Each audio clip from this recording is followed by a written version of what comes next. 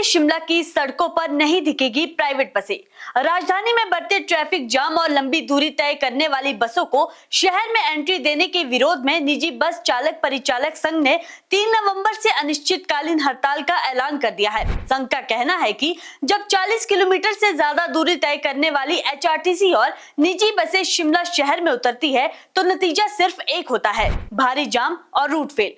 कई बार एक ही रूट पूरा करने में 2 गुना समय लग जाता है, जिससे ड्राइवरों को नुकसान और जनता को परेशानी झेलनी पड़ती है। दिलचस्प बात यह है कि 13 अक्टूबर को भी यह हड़ताल होनी थी, लेकिन सरकार के आश्वासन पर मामला टल गया था। उस समय तय हुआ था कि लंबी दूरी की बसों को शहर में प्रवेश से रोका जाएगा, मगर अब वो आदेश अब तक लागू नहीं हो पाया है। अब संघ ने फिर मोर्चा खोल दिया है। इस बार बसें सड़कों पर नहीं बल्कि आरटीओ कार्यालय के बाहर खड़ी रहेगी। शिमला सिटी बस चालक परिचालक यूनियन का कहना है कि 31 अक्टूबर को हुई बैठक में सर्वसहमति से हड़ताल का निर्णय लिया गया था। यूनियन ने बताया कि प्रशासन को पहले ही नोटिस दिया गया था, लेकिन हमारी मांगों पर कोई कार्रवाई नहीं हुई। ऐसे में अब हमारे पास हड़ताल पर जाने के अलावा कोई भी विकल्प नहीं बचता है। हमारा जो ये स्ट्राइक का मुद्दा है, ये जो 3 तारीख को है, ये हमने पिछले 13 तारीख को भी हमने स्ट्राइक रखी थी। तो हमारी 12 तारीख को उच्च अधिकारियों से मीटिंग हुई थी, तो उन्होंने आश्वासन दिया था कि हम ये जो स्कूल बसेस में सवारियाँ बिठा रहे हैं और जो चार्जिंग वाली बसों में सवारियाँ बिठा रहे हैं कि ये हम नहीं बिठाएंगे, और जो 40 किलोमीटर से ऊपर की जो बसें राजधानी में एंटर हो रही है अंदर ओल्ड बस स्टैंड की, ये भी नहीं आएगी। तो इन्होंने 3-4 दिन का समय मांगा था, तो हमने इनको 1 हफ्ते का समय दिया था कि 3-4 दिन में नहीं हो पाएगा तो आप 1 हफ्ते का समय ले लो पर ये कर दो। तो इन्होंने हमें उसके बाद भी इन्होंने कोई इस पर निर्णय नहीं लिया।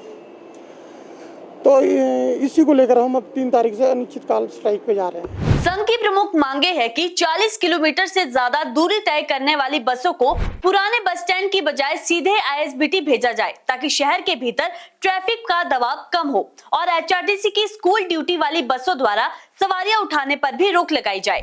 निजी बस चालकों के पुराने बस स्टैंड में रेस्ट रूम की सुविधा भी दी जाए। जो 40 किलोमीटर के दायरे से बाहर से बसें आ रही है शिमला ओल्ड बस स्टैंड में, उनको सिटी में ना आने दिया जाए।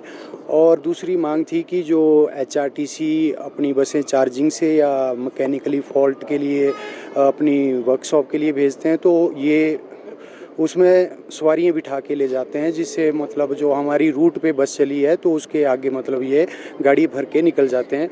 और तीसरी मांग थी हमारी कि हमारे को बस स्टैंड में हम 1 वर्ष में सरकार के लिए या एचआरटीसी के लिए 25 लाख रुपए देते हैं, तो हमारे लिए एक रेस्ट रूम की सुविधा बस स्टैंड में हो। वहीं एचआरटीसी ड्राइवर यूनियन के राज्य प्रवक्ता पदम सिंह ठाकुर ने निजी बस ऑपरेटरों पर पलटवार करते हुए कहा कि शिमला में ट्रैफिक जाम की असली वजह निजी बसें हैं। हमारा कोई विवाद नहीं है, वो जाम की वजह से एचआरटीसी को दोषी ठहरा रहे हैं।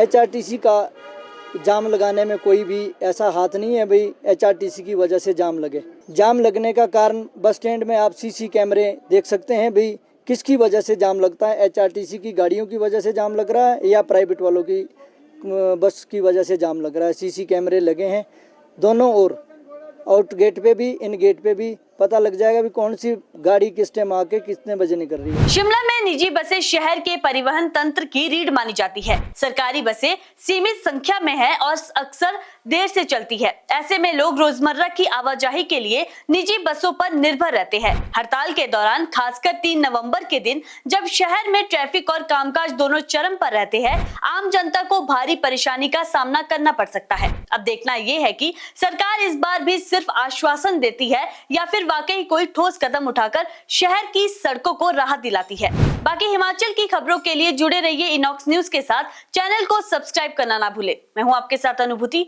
नमस्कार।